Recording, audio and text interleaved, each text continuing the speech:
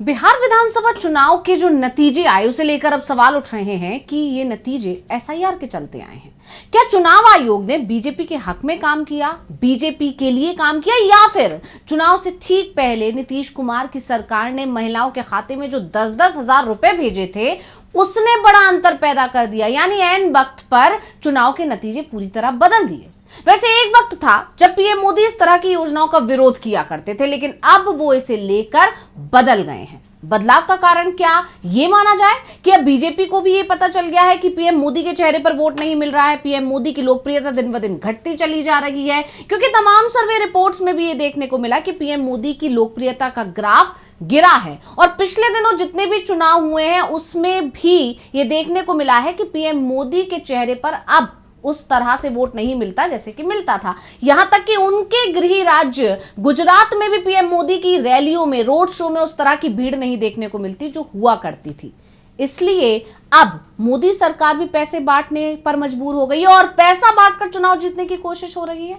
इस पर पीएम मोदी के करीबी और आर्थिक विशेषज्ञ अब सवाल उठा रहे हैं। आरबीआई के पूर्व गवर्नर ने ही इस पर सवाल कर दिया है और कहा है कि चुनाव जीतना है तो 5 साल अच्छा काम करे, ना कि चुनाव से पहले पैसे बांटकर चुनाव जीते।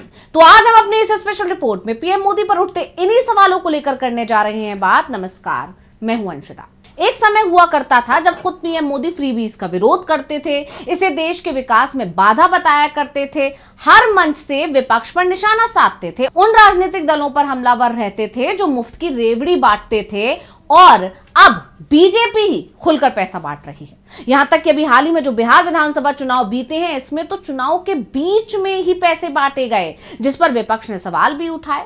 यानी दूसरों को नसीहत देने वाली बीजेपी अब खुद इस राह पर चल पड़ी है, या कहें कि इस पर निर्भर हो गई है या मजबूर हो गई है। और इसी के चलते आलम यह है कि बीजेपी के अपने ही लोग अब इस कल्चर की आलोचना कर रहे हैं और केंद्रीय नेतृत्व को, या कहें कि बीजेपी आला कमान को समझा रहे हैं कि रास्ता गलत है। पिछले दिनों आपको याद होगा बिहार चुनाव के नतीजे आने के बाद बीजेपी के वरिष्ठ नेता हैं मुरली मनोहर जोशी, उन्होंने अपनी ही पार्टी को जमकर फटकार लगाई थी। और अब उसी कड़ी में रिजर्व बैंक ऑफ इंडिया के पूर्व गवर्नर ने भी इशारों में केंद्र सरकार को खरी खोटी सुना दी है। भारत में चुनावों के दौरान फ्रीवीज कल्चर यानी मुफ्त सुविधाओं और नकद वादों का कल्चर तेजी से बढ़ रहा है और इसका असर और फायदा देखते हुए 3 साल पहले तक इसका खुलकर विरोध करने वाली मोदी सरकार अब इस कल्चर में सबसे आगे दिखाई देती है। एक बार सुनते हैं पीएम मोदी का 2022 में दिया गया वो बयान जिसके बाद आज भी पीएम मोदी पर और बीजेपी पर सवाल उठते हैं। क्या कुछ बोला था पीएम मोदी ने, सुनिए।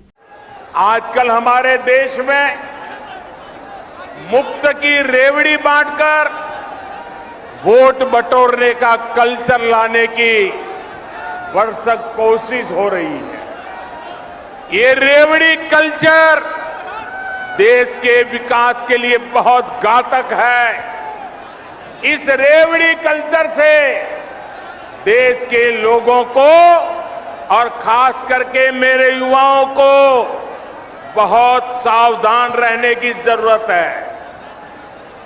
रेवड़ी कल्चर वाले कभी आपके लिए नए एक्सप्रेसवे नहीं बनाएंगे, नए एयरपोर्ट या डिफेंस कॉरिडोर नहीं बनवाएंगे। रेवड़ी कल्चर वालों को लगता है कि जनता जनार्दन को मुफ्त की रेवड़ी बांटकर उन्हें खरीद लेंगे। हमें मिलकर उनकी सोच को हराना है।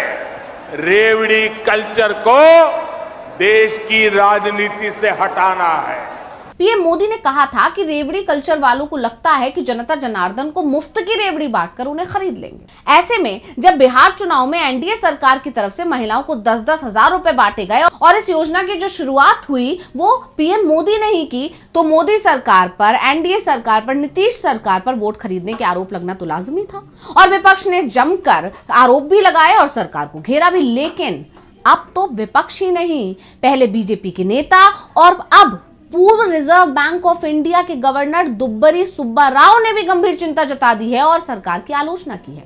उन्होंने अपने एक आर्टिकल में कहा कि इन मुफ्त योजनाओं से भले ही चुनाव जीते जा सकते हैं, लेकिन इससे देश का भविष्य मजबूत नहीं होता।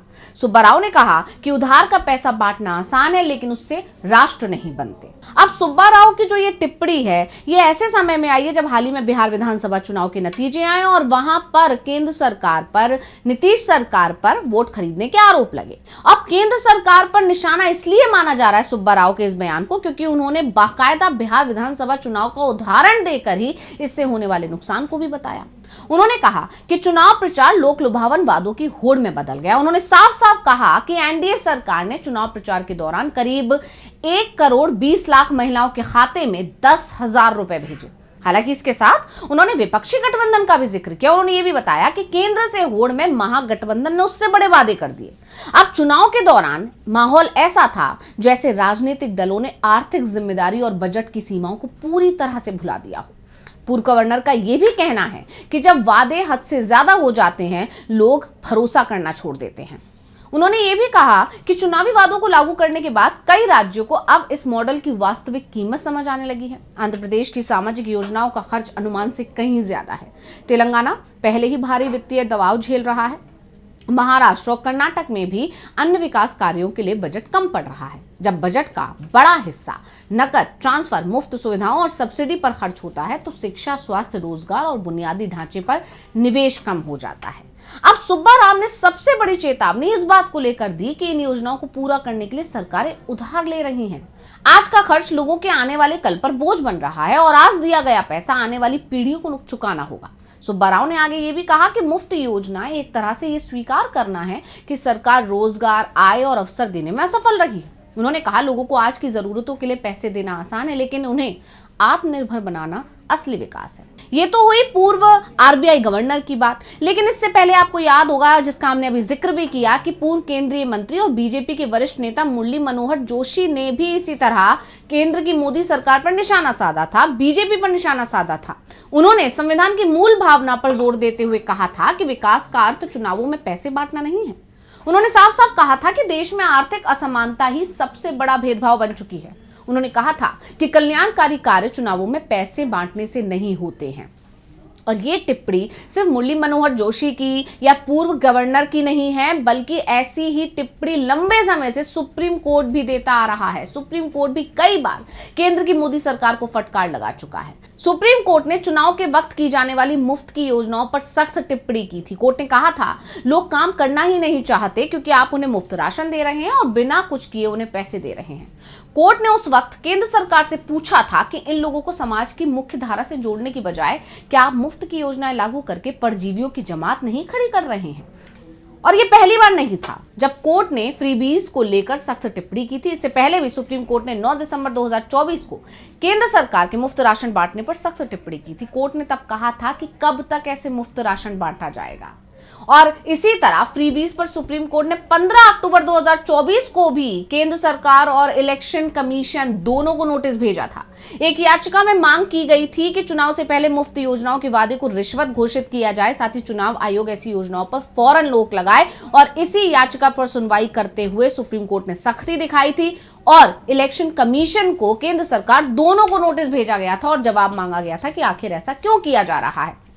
यानी केंद्र सरकार जो कि 2022 तक ये कहा करती थी, मोदी सरकार जो ये कहा करती थी कि मुफ्त की रेवड़ी सिर्फ देश के विकास में बाधा बन रही है, वही मोदी सरकार आज हर राज्य में, चाहे वो हरियाणा रहा हो या वो महाराष्ट्र रहा हो या फिर वो बिहार रहा हो, हर जगह किसी ना किसी रूप में पैसे बांट रही हैं। और ऐसे ही पता चलता है कि कहीं ना कहीं बीजेपी की, मोदी सरकार की, पीएम मोदी की लोकप्रियता में गिरावट आ रही है और इसी के चलते उन्हें भी इसी तरह की चीजों का या कहें मुफ्त की रेवड़ियों का सहारा लेना पड़ रहा है। लेकिन इससे देश को नुकसान कितना हो रहा है, अब ये खुद पूर्व आरबीआई के गवर्नर ने बताया है। इसके अलावा मुरली मनोहर जोशी जो खुद बीजेपी के नेता हैं, और सुप्रीम कोर्ट तो कई बार ये बात दोहरा ही चुका है कि ये कल्चर ठीक नहीं है। लेकिन जानकारों का कहना है, और जैसा कि खुद पूर्व आरबीआई के गवर्नर ने भी कहा, कि जब सरकारों के पास ये नहीं होता है कि वो जनता के बीच जाकर किस आधार पर वोट मांगेंगे, जब उनके पास जनता के बीच जाकर वोट मांगने के लिए कोई मुद्दा नहीं होता है, जब उन्होंने काम नहीं किया होता है, युवाओं को रोजगार नहीं दिया होता है,